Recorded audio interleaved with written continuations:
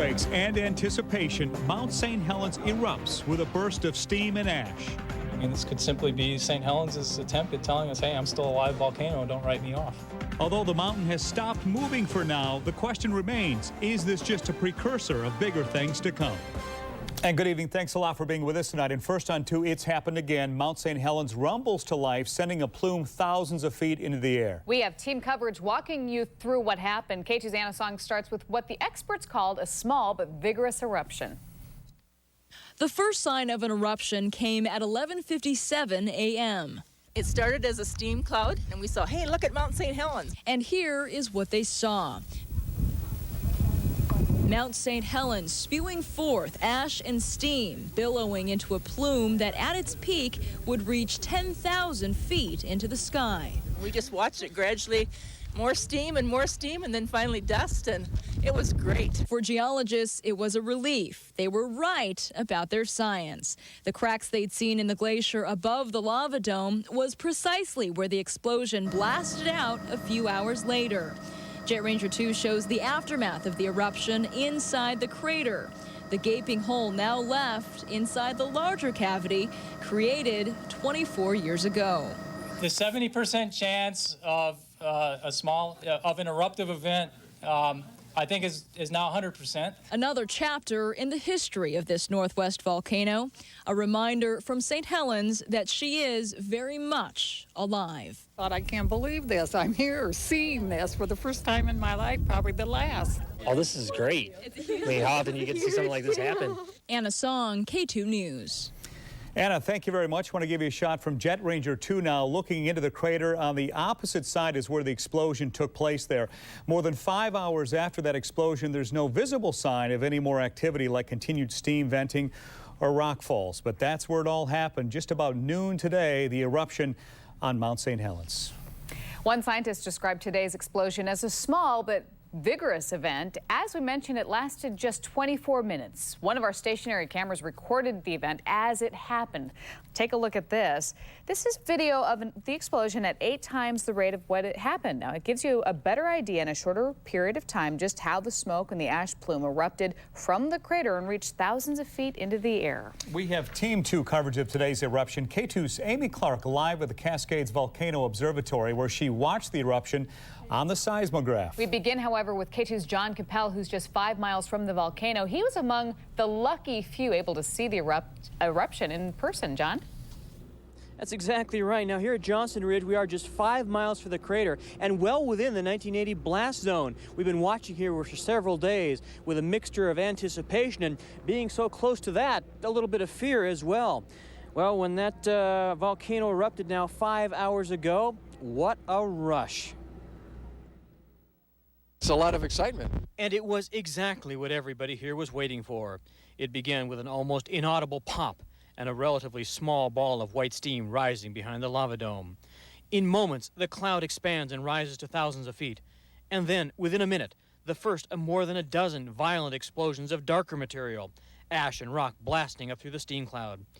Geologists watching from Johnston Ridge can hardly contain themselves. A lot of it is just plain excitement, but a lot of it is as a scientist, you want to have all your senses as ready and as open as you can to experience the whole thing, to get all the information you can, to see all the details, to notice everything. You don't get to see very many, and you spend a career looking at the deposits that are inert lying on the ground, but when you see them flying through the air, that's a whole new thing. Geologists and the rest of us here are able to see the cloud of ash and steam billow thousands of feet in the air. Higher winds catch the top of the steam cloud and carry it south and west. Lower level winds pick up the ash and stretch the cloud out miles to the north and west. It looks for a while like the ash will blanket us here at Johnston Ridge, but the fallout rains out on the volcano's west flank. The sense for everyone here, surreal. Time kind of slows down a little bit. You're trying to take it all in. It's pretty fun. This is kind of the one chance that you might get to see a live eruption. Back live here at Johnston Ridge near the crater. The volcano looking pretty calm right now. What's got geologists excited now? What that thing is going to do next. We'll be here watching. Live at Johnston Ridge near Mount St. Helens, John Capel, K2 News. John, thank you very much. Now, while today's minor eruption is quite exciting for those who saw it in person, folks in Vancouver were also waiting to see it. K2's Amy Clark continues our Team 2 coverage from the Cascades Volcano Observatory. Amy? Deb, this is what seismic activity at the mountain looked like earlier this morning. You can see the seismograph was very busy. This is what it looks like now. As you can see, activity is starting to pick up. The needle is moving once again. During the eruption, this stopped, and you can see in the lava dome, no activity. Of course, now scientists want to know if this means we're going to see something like this happen all over again. Within moments, the wait is over. It's the type of explosion scientists expected. The plume was pale gray in color. It appeared as though it was primarily steam, but it did contain some ash. For the first 3 to 5 minutes of the eruption, it looks like a white puffy cloud slowly rising from the southeastern side of the crater. A closer look shows us how quickly a column of ash is coughed up by the mountain. USGS scientists say whatever has triggered this event most likely is not connected to hot magma reaching the crater's surface. This is essentially a cold event. They were apparently looking right at that vent at the time that it happened. They did not see any anomalous heat flow or thermal anomaly. But that's not to say magma deep below the lava dome couldn't have created this type of reaction, or it could be rainwater that percolated down just deep enough to reach hot, smoldering rocks. That would explain the steam. Now, while scientists study just how this happened, they must also ask what could be next. If we start to see volcanic gases, then it tells us that we've got some new gas-charged magma that's moved up to levels that are relatively shallow within the volcano. And of course, that means that magma could be pushed up to the surface. You're looking at a live shot of the lava dome from Jet Ranger 2. You can see all is quiet right now, but of course, scientists monitoring this mountain moment by moment to see if we're going to see another eruption or explosion of some kind. Also want to let you know that today a helicopter went out, scientists looking for any kind of indication that activity was going on at the mountain using a thermal imaging device, looking for those hot spots and magma below the surface. Of course, all of the results from that trip expected to come out within the next hour. And of course, we'll bring that to you a little later on during the show. Reporting live from Vancouver, Amy Clark, K2 News. Okay, Amy, we'll see you very soon. Thank you very much. And that eruption did cause some minor disruptions out at PDX. Alaska Airlines canceled 5 flights, 3 flights scheduled to depart from Portland and 2 flights to Portland from California airports. 4 flights already in the air during the eruption were diverted to Seattle. Alaska is working to get all those folks back to Portland, and tonight, PDX is back to normal operations. While Mount St. Helens did essentially belch steam and ash thousands of feet into the air, it wasn't carried very far by the wind. And for more on that, let's go to K2 meteorologist Rhonda Shelby, who's in the Microcast Weather Center. Rhonda? Thanks, Deb. Yes, this was definitely minor in comparison to 1980, but I want to take you through what we saw as meteorologists today as the mountain started to spew some steam and ash. I'm going to take you down now into the mountains, to the crater of Mount St. Helens with our exclusive Landsat photography based on satellite pictures of the area. First thing I want you to focus on is that lava dome right in the center, and of course all of the activity that was going on just south of the lava dome. The first thing that meteorologists saw today was that steam coming out, and as the steam plume rose, it rose about 10,000 feet in the air, but it ran into cold air. It mixed out rather rapidly and then ended up dissipating. Next thing we saw was that darker plume of smoke right around 8,000 feet high. It actually ended up moving about due east. The winds were due east, so the smoke, the ash plume itself moved west, but it only moved west as far as the national park, and it was really a very small concentration of ash, so it really ended up being a minor event for any populated areas. In fact, we really saw no effect at all here in the Portland-Vancouver area. And actually, I'm going to take you back to the beginning of this movie now. I want to show you something. We are way down here, 50 miles away from Mount St. Helens, and the only area affected by that ash plume was about 4 to 5 miles in radius.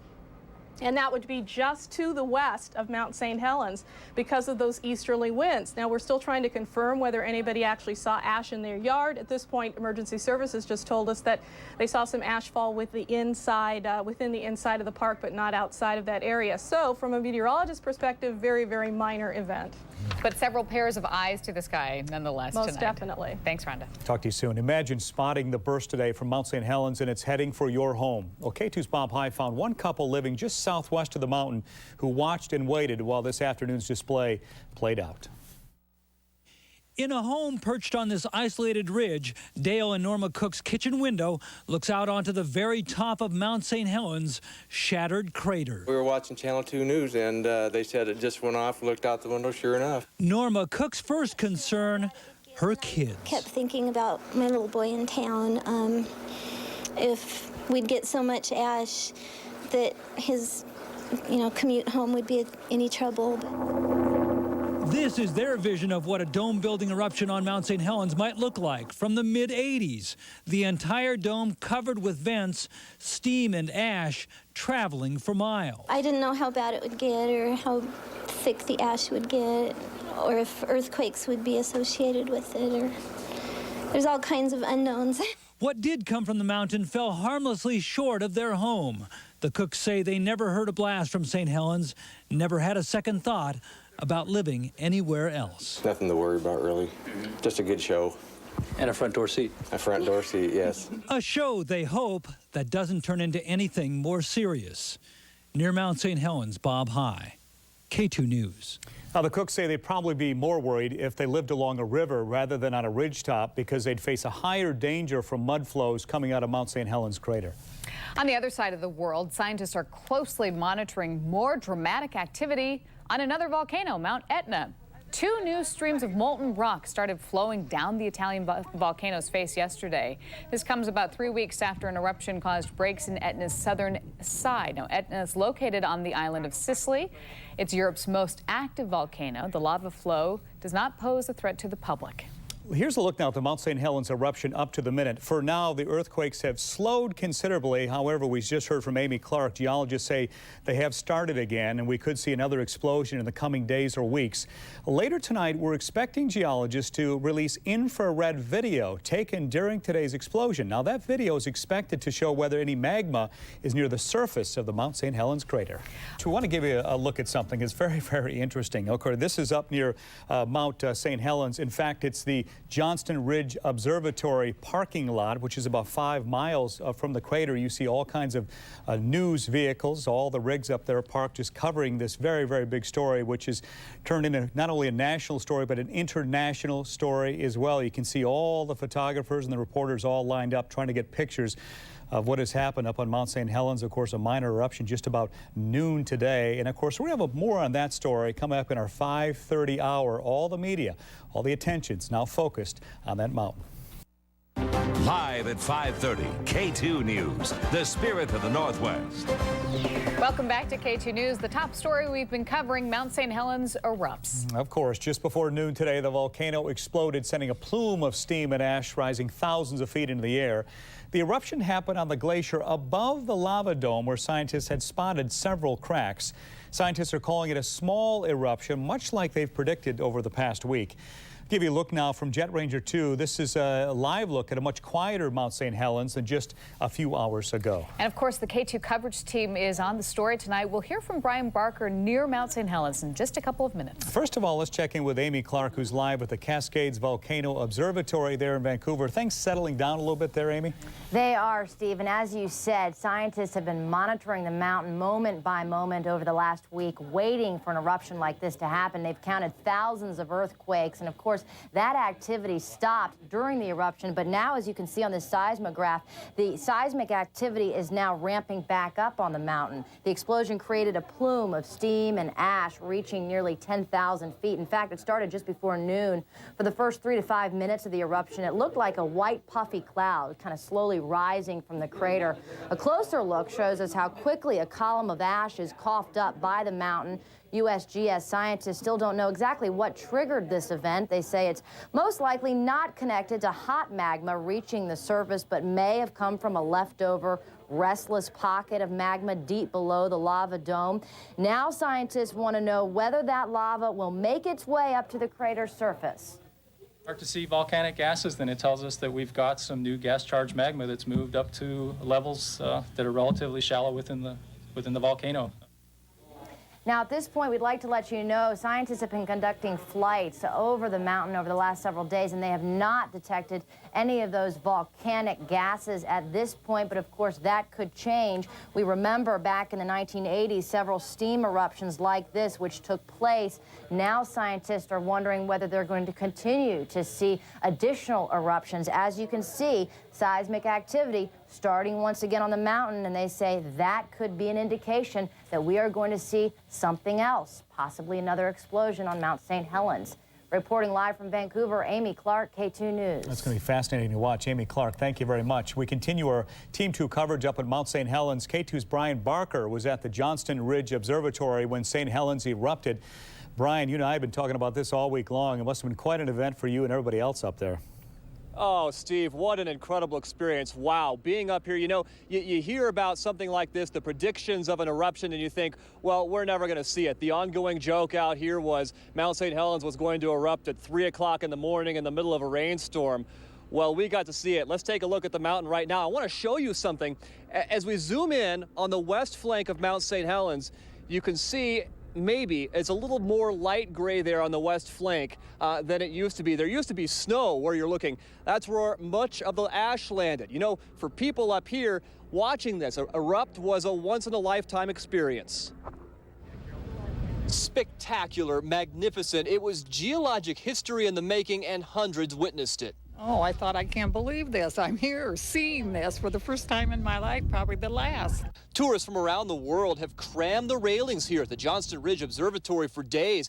These geology students from Idaho State University knew they were betting on geologic time, and the chances of seeing this now in the daylight were minuscule. This is great. I mean, how often do you get to see something like this happen? Even a little thing like that, I mean, not many people. We thought that we saw a cloud. We were wondering if it was a cloud. And then she was the like, cloud was reaching down and didn't look like a cloud anymore. Believe it or not, others just chanced upon this site, not knowing Mount St. Helens was on the verge. That despite intense media coverage. TV reporters from across the country are here beaming these incredible pictures around the world. I was supposed to be here 1980, May 18th, right up there above Spirit Lake, and fortunately missed my rides. And then there's people like Kerry Buell, who nearly missed getting killed by the 1980 eruption. People like him realize the mountain is still alive, and this may be the beginning of a new era on Mount St. Helens. And folks at home, you certainly aren't the only ones watching this coverage. Looking at a live picture from Jet Ranger 2 of this media compound that's formed up here just a half-mile before the Johnston Ridge Observatory at the Lewitt Overlook. More than a dozen satellite trucks. I've counted 18 TV crews and 2 movie crews up here. We even saw an appearance by Geraldo Rivera yesterday for the build-up to the eruption. Didn't see him up here when the mountain actually blew, though. We are live on Mount St. Helens this evening. Brian Barker, K2 News. Brian, thank you. Of course, all the media interest reporters and photographers weren't the only ones capturing the moment. Some K2 viewers managed to snap a few photos for their scrapbooks. Let's take a look at this one. This is from Ken Stober. He was visiting the Coldwater Ridge Observatory when he caught the eruption. And as you can see, it's a view from the northwest side of the mountain about 7 miles away. This next one's from Larry Leslie. It shows a closer view of the white cloud of steam billowing from the crater. This shot here gives you a wider view of the action as the plume drifts towards the southwest. Must be everybody carries a camera now, huh? Even though we didn't see a huge blast out of Mount St. Helens today, we did see countless curiosity seekers checking it all out. Among them, our own Dan Christopher, who joins us from Ridgefield. Talk of the town, I would imagine, Dan. Oh, no question about it, Steve. You know, that mountain is always a marvel, and for good reason. And today, we all got an extra treat as she decided to, once again, kick up her heels. When Mount St. Helens blew its top in 1980, it shook up a lot of people, including Megan Foster, who was just 7 at the time. Again Friday, when she saw the mountain blurt out more steam and ash, Foster was nervous again. Because it's so scary. Having seen what it can do, I don't want to be anywhere near it when it does happen. Like Foster, Sherry Allen rushed to get her kids when she saw the sudden ash cloud climb above the no longer sleeping giant. You got kids in the back seat here? Correct, those are mine. So you got those kids because the mountain went? Yes. Others were more intrigued than they were worried about the mountain's latest antics. As a matter of fact, It's pretty amazing. I like it. It's awesome. it was also a picture-perfect moment. Dozens came to capture a memory that was a kick for all ages. I saw a big volcano and the smoke coming out of it. Did it scare you? No, How about you? What'd you think of it? it was very cool. Sure was cool, but the quiet little mountain town of Cougar, which had been blanketed by ash in the May 1980 eruption, remained tranquil on Friday, untouched by any new ash and somewhat philosophical. I got a feeling this is all she's going to do. She's just letting everybody know that I'm still alive, I'm awake, my anniversary's coming up. Think about it. Okay then, we promised to think about it, and we're going to continue to wonder if that lady has any more surprises for us. Dan Christopher, K2 News. All right, thanks, Dan. Welcome back. We want to get you up to speed now on the story we've been following all day long. For the first time in a very long time, Mount St. Helens erupts. K2's John Capel was at the Johnston Ridge Observatory when it blew just around noon today. He's there live with the very latest on today's activity. John? Steve, we're just 5 miles from the crater, and we've been waiting here for days. I must tell you, it's been with a mixture of anticipation and being that close to that crater, just a little bit of fear mixed in with that as well. But I'll tell you what, when that mountain erupted and that volcano went up, what a rush. Now, it began with almost an audible pop. You barely could hear it, a relatively small ball of white steam cloud rising behind the lava dome. In moments, the cloud expands to rise to thousands of feet, and then within a minute, the first of more than a dozen violent explosions of darker material, ash and rock blasting up through the steam cloud. Geologists and the rest of us here were able to see the cloud of ash and steam below thousands of feet in the air. Now, the higher winds catch the top of the steam cloud and carry it to the south and west. The lower level winds blowing in another direction pick up the ash and stretch the cloud out miles to the north and west.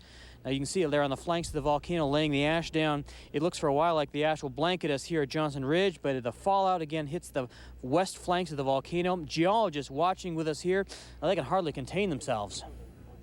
You don't get to see very many, and you spend a career looking at the deposits that are inert lying on the ground, but when you see them flying through the air, that's a whole new thing. It has been many years since that happened, so it is interesting to see the volcano doing that again, and I certainly don't think any of us expected that, October 1st we'd be watching an eruption at Mount St. Helens. Now geologists are still excited. They're wondering what's going to happen up there next. Live near Mount St. Helens, John Capel, K2 News.